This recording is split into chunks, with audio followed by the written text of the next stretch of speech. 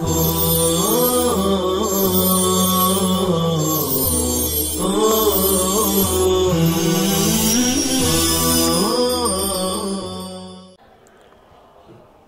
اللہ الرحمن الرحیم۔ السلام علیکم ورحمۃ اللہ وبرکاتہ۔ عزیز طلبہ اکرام، اس وقت ہم سورہ حدید کے ترجمے میں چل رہے ہیں اور انشاءاللہ اس کے بعد پھر دوسری صورت سورہ مجادلہ کا آغاز کریں گے۔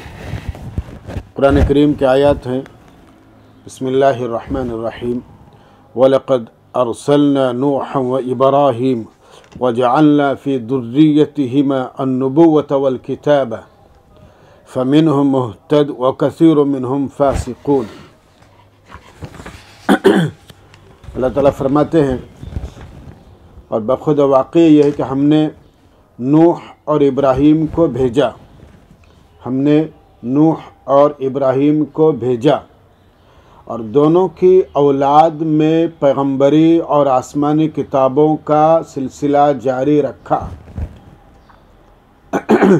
دونوں کی اولاد میں پیغمبری اور آسمانی کتابوں کا سلسلہ جاری رکھا، پس بعض ہدایت یافتہ ہوئے اور بہت سے ان میں سے نافرمان ہوئے۔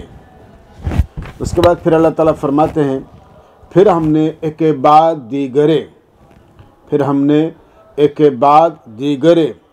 اور رسولوں کو ان کے پیچھے بھیجا، یعنی ان کے بعد بھیجا، اور ان کے بعد عیسیٰ بن مریم کو بھیجا، اور ہم نے ان کو انجیل عنایت فرمائی، اور جن لوگوں نے ان کی پیروی کی ان کے دلوں میں شفقت اور مہربانی ڈالی، اور ترک دنیا کو انہوں نے خود ایجاد کیا تھا۔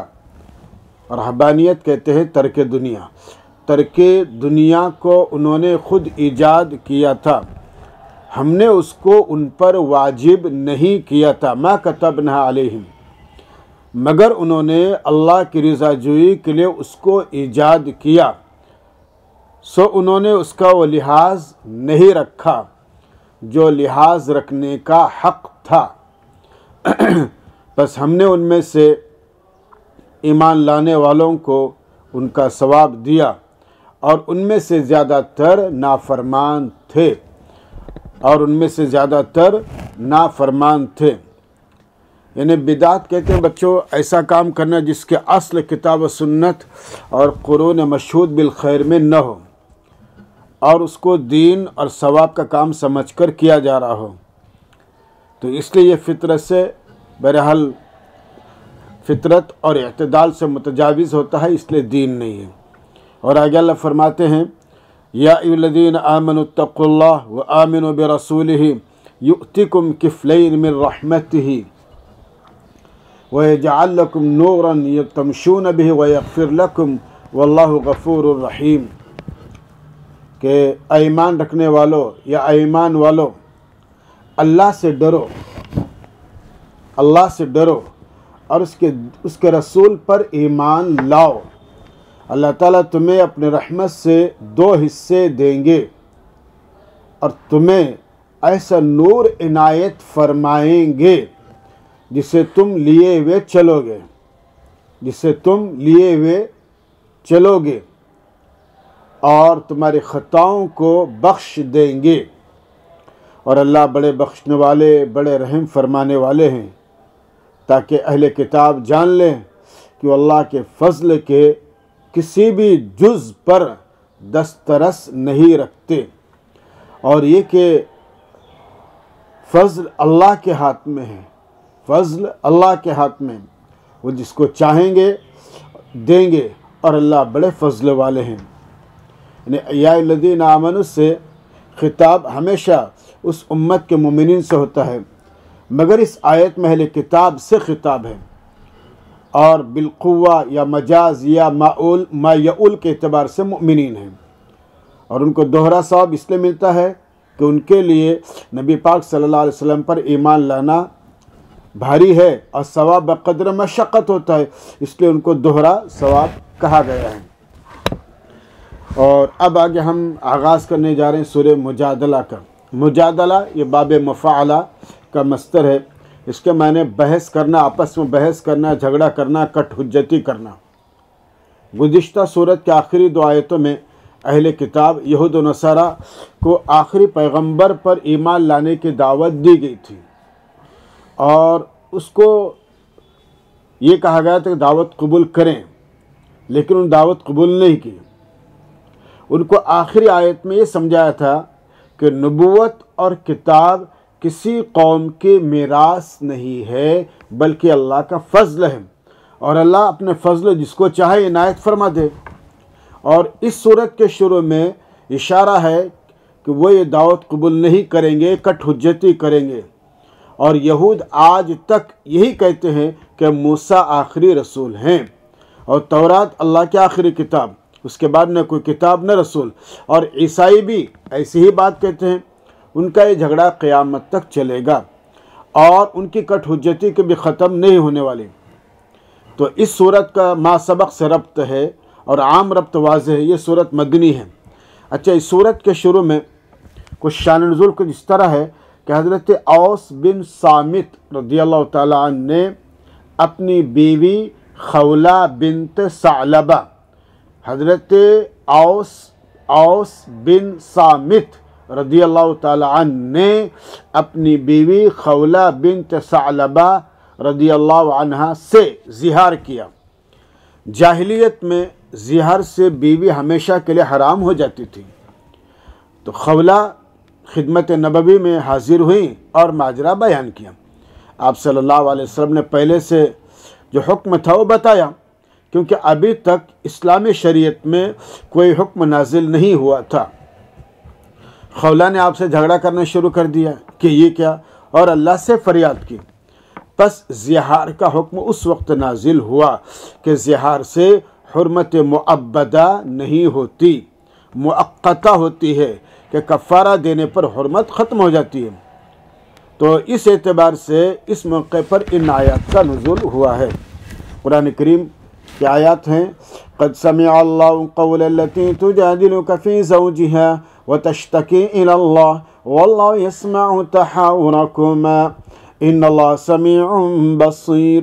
تحاور باب تفاعل کا مصدر، آپس میں بات چیت کرنا، گفتگو کرنا، اور ظاہرہ مظاہرہ سے بیوی سے کہنا کہ تو مجھ پر اسی طرح حرام ہے جس طرح میری ماں کی پیٹھ، انتی علیہ کظہر امی، اور اللہ اس میں موصول بمعنی اللواتی۔ قرآن کریم کی آیت ہے، اور واقعی یہ ہے کہ اللہ تعالیٰ نے اس عورت کی بات سن لی، یعنی خولہ کی، اس عورت کی بات سن لی جو آپ سے اپنے شوہر کے معاملے میں جھگڑ رہی ہے اور اللہ سے فریاد کر رہی ہے، اور اللہ تعالیٰ تم دونوں کی بات چیت سن رہے ہیں۔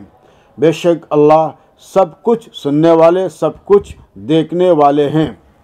اور اس کے بعد فرماتے ہیں، جو لوگ تم میں سے اپنی بیویوں سے زہار کرتے ہیں، جو لوگ تم میں سے اپنی بیویوں سے زہار کرتے ہیں، وہ ان کی مائیں نہیں ہوتی، وہ ان کی مائیں نہیں ہوتی، نہیں ہیں۔ ان کی مائیں تو بس وہی ہیں، ان کی مائیں تو بس وہی ہیں جنہوں نے ان کو جنا ہے، اللہ ولدنہن، جنہوں نے ان کو جنا ہے، یعنی دوسری کسی بھی عورت کو ماں نہیں کہہ سکتے، تو ماں تو وہی ہے جس کے شکم اور بطن سے بچہ پیدا ہو۔ اور بلا شبہ وہ لوگ ایک نامعقول اور جھوٹی بات کہتے ہیں، بلا شبہ وہ لوگ ایک نامعقول اور جھوٹی بات کہتے ہیں جس کا خمیازہ ان کو بھگتنا پڑے گا۔ اور یقیناً اللہ تعالیٰ معاف کرنے والے، بخشنے والے ہیں۔ اور آگے فرماتے ہیں، اور جو لوگ اپنی بیویوں سے زہار کرتے ہیں پھر اپنی کہی ہوئی بات کی تلافی کرنا چاہتے ہیں، پھر وہ اپنی کہی ہوئی بات کی تلافی کرنا چاہتے ہیں، تو گردن یعنی غلام یا باندی آزاد کرنا ہے، تحریر الرقبہ، اس سے پہلے کہ دونوں ایک دوسرے کو ہاتھ لگائیں، یعنی دوائی صحبت سے پہلے، جیسے शहवत से चूमना और हराम एतबार से शर्मगाह को देखना भी सब हराम है। उस हुक्म के ज़रिए तुम्हें नसीहत की जाती है। कुरान करीम की जो आयत है, तो इस हुक्म के ज़रिए तुमको नसीहत की जाती है और अल्लाह को तुम्हारे कामों की पूरी खबर है। अल्लाह ताला से बंदों का कोई काम मख्फी और पोशीदा नहीं है। फिर अल्लाह फरमा रहे हैं, बस जो गुलाम या बांदी न पाए तो लगातार 2 माह के रोज़े रखे। तो जो बुर्दा यानी ग़ुलाम न पाए तो लगातार 2 माह के रोज़े रखे, इससे पहले कि दोनों एक दूसरे को हाथ लगाए। मिन क़ब्ल अन यतमास्सा, इससे पहले कि दोनों एक दूसरे को हाथ लगाएं। और फिर अल्लाह फरमा रहे, पर जो उसकी ताकत नहीं रखता, यानी रोज़े की, पर जो उसकी ताकत नहीं रखता तो 60 गरीबों को खाना खिलाना है। 60 गरीबों को खाना खिलाना है। कब? और ये काम भी एक दूसरे को हाथ लगाने से पहले होना चाहिए। मिन क़ब्ल अन यतमास्सा, ये हुक्म इसलिए है कि तुम अल्लाह पर और उसके रसूल पर ईमान लाओ। ये हुक्म इसलिए है कि तुम अल्लाह पर उसके रसूल पर ईमान लाओ। और ये अल्लाह के हुदूद हैं। ये क्या है? ये अल्लाह के हुदूद है, बाउंड्रीज़ हैं। ये इसके अंदर घुसने की कोशिश मत करना, इस्लाम के हुदूद हैं। और न मानने वालों के लिए दर्दनाक सज़ा है। और फिर आगे अल्लाह ताला फरमाते हैं, इन्नल्लज़ीन युहाद्दून अल्लाह व रसूलह कुबितू कमा कुबितल्लज़ीन मिन क़ब्लिहिम वक़द अंज़लना आयातिन बय्यिनात वलिलकाफ़िरीन अज़ाबुम मुहीन। हाद्दा मुहादात से मुखालफत करना तेज़ी के साथ। और कुबितू माज़ी मजहूल कबता से बाब ज़रबा, जलील खार करना, रुस्वा करना। कुरान करीम की आयत अल्लाह फरमा रहे, जो लोग अल्लाह की और उसके रसूल की मुखालफत करते हैं, जो लोग अल्लाह की और उसके रसूल की मुखालफत करते हैं, वो यकीनन ज़लील व खार होंगे। वो यकीनन ज़लील व खार होंगे दुनिया में भी, जैसे उनसे पहले गुज़रे हुए लोग यानी यहूद नसारा अपने ज़माने में ज़लील व खार हुए, जैसे उनसे पहले गुज़रे हुए ज़लील व खार। और आज मुसलमानों का ये हाल है कि अहकाम इलाहिया की पासदारी न करने की वजह से और शरई अहकाम पर अमलदारी न करने की वजह से हर जगह ज़लील हो रहे हैं। और वाक़ई ये कि हमने साफ साफ अहकाम नाजिल किए हैं, हमने साफ साफ अहकाम नाजिल किए हैं, तो फिर उनका एहतराम करना चाहिए।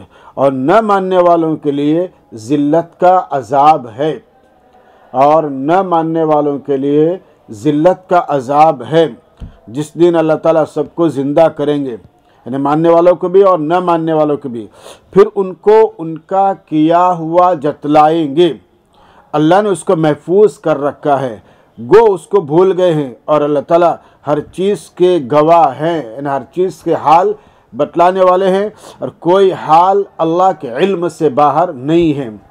उसके बाद अल्लाह ताला फरमाते हैं, अलम तरा अन्नल्लाह यअलम मा फिस समावाति व मा फिल अर्द मा यकूनु मिन नजवा सलासतिन इल्ला हुवा राबिउहुम वला खमसतिन इल्ला हुवा सादिसुहुम वला अदना मिन ज़ालिका वला अक्सर इल्ला हुवा मअहुम ऐनमा कानू।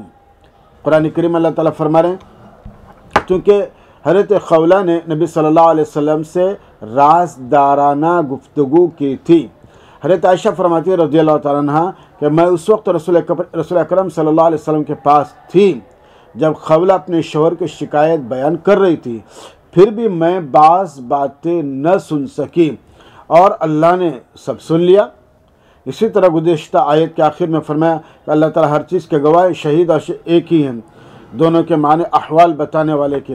अल्लाह ताला फरमा रहे हैं, क्या आपने देखा नहीं, यानी गौर नहीं किया कि अल्लाह ताला जानते हैं जो कुछ आसमानों में है और जो कुछ ज़मीन में है, जो कुछ आसमानों में है और जो कुछ ज़मीन में है, यानी कायनात का कोई ज़र्रा उनके इल्म से बाहर नहीं। कोई 3 आदमियों की सरगोशी ऐसी नहीं होती जिसमें चौथे वो न हो, और न 5 की जिसमें छठे वो न हो, यानी अल्लाह, और न उससे कम और न ज़्यादा। مگر ان کے ساتھ ہوتے ہیں، خواہ وہ کہیں بھی ہو۔ انہیں مشورہ 2 کا بھی ہو سکتا ہے، 3 کا بھی ہو سکتا ہے، اور اللہ ہر ایک کی بات کو سنتے ہیں، دیکھتے ہیں۔ پھر فرمایا پھر قیامت کے دن ان کو ان کے کیے ہوئے کا کام جتلائیں گے۔ پھر قیامت کے دن ثم ينبئهم بما عملوا یوم القیامہ، پھر قیامت کے دن ان کو ان کے کیے ہوئے کام جتلائیں گے۔ بے شک اللہ تعالیٰ کو ہر بات کی پوری خبر ہے، اللہ تعالیٰ ہر چیز کو خوب دیکھنے والے ہیں۔ اس کے بعد اللہ تعالیٰ فرماتے ہیں أَلَمْ تَرَ إِلَى الَّذِينَ نُهُوا عَنِ النَّجْوَى ثُمَّ يَعُودُونَ لِمَا نُهُوا عَنْهُ وَيَتَنَاجَوْنَ بِالْإِثْمِ وَالْعُدْوَانِ، کیا نہیں دیکھا آپ نے ان لوگوں کو جو سرگوشی سے روکے گئے، نہوا عن النجوى، جو سرگوشی سے روکے گئے، پھر وہ لوٹتے ہیں اس بات کی طرف جس سے وہ روکے گئے ہیں، اور وہ سرگوشیاں کرتے ہیں گناہ، زیادتی اور رسول کی نافرمانی کی۔ وہ سرگوشیاں کرتے ہیں گناہ، زیادتی اور رسول کی نافرمانی کی۔ اور جب وہ لوگ آپ کے پاس آتے ہیں تو ایسے لفظ سے آپ کو سلام کرتے ہیں جس سے اللہ نے آپ کو سلام نہیں کیا، اور وہ اپنے دلوں میں کہتے ہیں کیوں اللہ تعالیٰ ہمیں سزا نہیں دیتے اس لفظ کی وجہ سے جو ہم بولتے ہیں۔ ان کے لیے جہنم کافی ہے، وہ لوگ اس میں داخل ہوں گے، بس وہ انتہائی برا ٹھکانہ ہے۔ اور آگے اللہ تعالیٰ فرماتے ہیں یہ منافقین کا معاملہ، یا ایھا الذین آمنوا اذا تناجیتم فلا تتناجوا بالاثم والعدوان ومعصیۃ الرسول وتناجوا بالبر والتقوی۔ اللہ تعالیٰ فرما رہے ہیں کہ ایمان والو، جب تم سرگوشی کیا کرو تو گناہ اور زیادتی اور رسول کی نافرمانی کی سرگوشی مت کرو۔ گناہ، زیادتی اور رسول کی نافرمانی کی سرگوشی مت کرو، اور نیکی اور پرہیزگاری کی سرگوشی کرو، اور اس اللہ سے ڈرو جس کے پاس تم سب جمع کیے جاؤ گے۔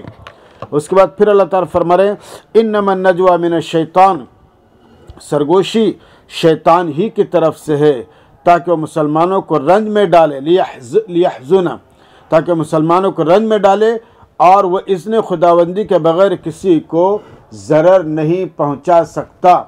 اور مسلمانوں کو اللہ پر بھروسہ کرنا چاہیے، اور